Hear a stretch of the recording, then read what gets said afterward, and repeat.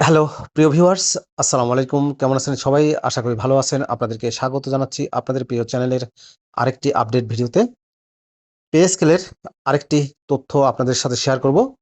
জুলাই থেকে ধাপে ধাপে নতুন পে স্কেল বাস্তবায়নের চিন্তা করছে সরকার এবং এর জন্য 2026-2027 অর্থ বছরে কত টাকা বাজেট বরাদ্দ লাগতে পারে সেই তথ্যটি আপনাদের সাথে শেয়ার করব। আশা করব ভিডিওটি কন্টিনিউ করবেন। আর এরকম লেটেস্ট তথ্যগুলো পেতে হলে অবশ্যই চ্যানেলটি সাবস্ক্রাইব করে দেবেন।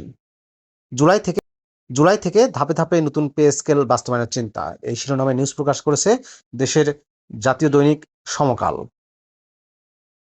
সরকারি কর্মকর্তা কর্মচারীদের জন্য প্রস্তাবিত নতুন পে স্কেল বা বেতন কাঠামোর সুপারিশ আগামী 2026-2027 অর্থ বছর অর্থাৎ জুন জুলাই থেকে ধাপে ধাপে বাস্তবায়নের পরিকল্পনা করছে সরকার। এর অংশ হিসেবে নতুন বাজেটে বেতন ভাতা ও পেনশন খাতে বরাদ্দ প্রায় 35,000 কোটি টাকা বাড়ানো হচ্ছে। বাড়তি অর্থ দিয়ে শুধু নতুন বেতন কাঠামোর মূল বেতনের অর্ধেক বাস্তবায়ন করা হতে পারে। সূত্র জানায়, পরের 2 অর্থবছরে বাকি অর্ধেক মূল বেতন এবং বিভিন্ন ধরনের ভাতা দেওয়ার পরিকল্পনা রয়েছে।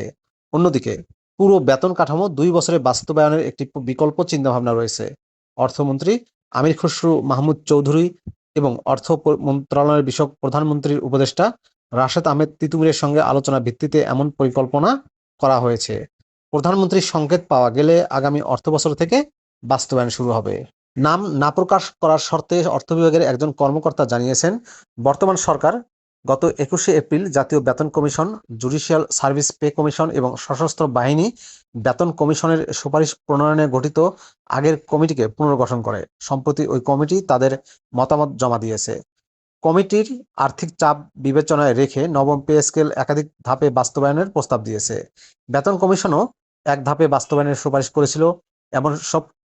এসব সুপারিশের ভিত্তিতে এ বিষয়ে কর্মপরিকল্পনা হাতে নিয়েছে অর্থ বিভাগ। গত অন্তর্বর্তী সরকার নতুন বেতন কাঠামো প্রণয়নে সাবেক অর্থ সচিব জাকির আহমেদ খানের নেতৃত্বে 23 সদস্যের জাতীয় বেতন কমিশন 2025 গঠন করে। গত 22শে জানুয়ারি কমিশন সরকারি কর্মচারীদের বেতন ভাতা 100 থেকে 140% পর্যন্ত বাড়ানোর সুপারিশ করে। সর্বনিম্ন ধাপে বেতন 8,250 টাকা থেকে বাড়িয়ে 20,000 টাকা এবং সর্বোচ্চ ধাপে 78,000 টাকা থেকে বাড়িয়ে 1,60,000 টাকা নির্ধারণের প্রস্তাব করা হয়। পুরো সুপারিশ বাস্তবায়নের অতিরিক্ত প্রায় 1,06,000 কোটি টাকার প্রয়োজন হবে।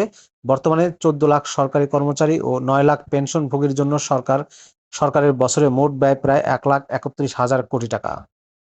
বাংলাদেশ উন্নয়ন গবেষণা প্রতিষ্ঠান BIDS মহাপরিচালক ও জাতীয় বেতন কমিশনের সদস্য ডক্টর AK এনামুল হক সমকালকে বলেন, নতুন বেতন কাঠামো একসঙ্গে কার্যকর করলে মুদ্রাস্ফীতির উপর চাপ বাড়তে পারে। এ কারণে ধাপে ধাপে বাস্তবায়নে অধিক যুক্তিসঙ্গত। তিনি জানান, বাজারে মুদ্রাস্ফীতির নেতিবাচক প্রভাব এড়াতে কমিশনও 3 বছরে ধাপে ধাপে নতুন বেতন স্কেল বাস্তবায়নের সুপারিশ করে। সরকারের এই মুহূর্তে বেতন ভাতা বাবদ বাড়তি ব্যয়ের আর্থিক সক্ষমতা আছে কিনা এ বিষয়ে জানতে চাইলে তিনি জানান, বর্তমানে অর্থনৈতিক পরিস্থিতিতে কিছু চ্যালেঞ্জ রয়েছে, তবে কর আদায়ের দক্ষতা বাড়িয়ে সরকার আয় বাড়ানোর সুযোগ রয়েছে।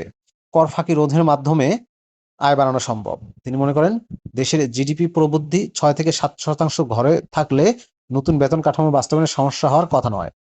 ডক্টর এনামুল হক আরও বলেন, নতুন পে স্কেলের লক্ষ্য কেবল বেতন বৃদ্ধি নয়, বরং সরকারি সেবার মান উন্নয়ন ও সুশাসন নিশ্চিত করা। একজন কর্মচারী যদি ন্যূনতম জীবনযাত্রার মান বজায় রাখতে না পারেন, তাহলে তার কাছ থেকে দক্ষতা ও স্বচ্ছতা আশা করা কঠিন। দারিদ্র্যজনিত কারণ থেকে কর্মচারীদের দূরে রাখতে এই উদ্যোগ নেওয়া হয়েছে। তিনি আরও উল্লেখ করেন, মেধাবী ও দক্ষ কর্মকর্তাদের সরকারি চাকরিতে ধরে রাখতে উচ্চ পদগুলোতে বেতন ও সুযোগ সুবিধা পুনর্বিন্যাস করা হয়েছে। পাশাপাশি অনেক শিক্ষক জীবিকা নির্বাহের জন্য বিকল্প পেশায় যুক্ত হতে বাধ্য হচ্ছেন, যা তাদের পেশাদারিত্বের প্রভাব ফেলে। নতুন বেতন কাঠামো এ সমস্যা কমাতে সহায়ক হবে। কমিশনের প্রতিবেদনে কি আছে? কমিশনের প্রতিবেদনের বিভিন্ন প্রস্তাবের মধ্যে রয়েছে সরকারি কর্মচারীদের জন্য স্বাস্থ্য বীমা প্রবর্তন ও পেনশন ব্যবস্থা সংস্কার। এছাড়াও রয়েছে সরকারি কর্মচারী কল্যাণ বোর্ড পুনর্গঠন, সার্ভিস কমিশন গঠন, বেতন গ্রেড ও স্কেলের যৌক্তিক পুনর্বিন্যাস, সরকারি দপ্তরে ভাতা পর্যালোচনা জন্য কমিটি গঠন এবং স্বাস্থ্য শিক্ষা খাতে মানব সম্পদ উন্নয়ন। কোনো কর্মচারীর প্রতিবন্ধী সন্তান থাকলে তাকে মাসিক 2,000 টাকা ভাতার প্রদানের সুপারিশ করা হয়। কমিশন ভাতার বৃদ্ধির হার সুপারিশ করেছে। প্রতিবেদনে বলা হয়, 11 থেকে 20তম গ্রেডের কর্মচারীদের জন্য বর্তমানে প্রচলিত মাসিক টিফিন ভাতা 200 টাকার স্থলে 1000 টাকা করা যেতে পারে। সরকারি কর্মকর্তা কর্মচারীদের জন্য বৈশাখী ভাতা 20% থেকে বাড়িয়ে 50% করার সুপারিশ করে কমিশন। পেনশনভোগীদের পেনশনের হারও উল্লেখযোগ্য পরিমাণে বৃদ্ধির প্রস্তাব করা হয়েছে। মাসে 20,000 টাকা কম পান এমন পেনশনভোগীর পেনশন 100% মধ্যে বাড়ানোর সুপারিশ করা হয়েছে। যারা মাসে 20 থেকে 40,000 টাকার পেনশন পান তাদের 75%, যারা মাসে 40,000 টাকার বেশি পেনশনধারীদের জন্য 55% প্রস্তাব করা হয়েছে। প্রিয় ভিউয়ার্স, এই ছিল পে স্কেলের সর্বশেষ আপডেট তথ্য। ভিডিওটি কেমন লাগলো অবশ্যই কমেন্ট করে জানাবেন। ভালো থাকবেন সবাই। আল্লাহ হাফেজ।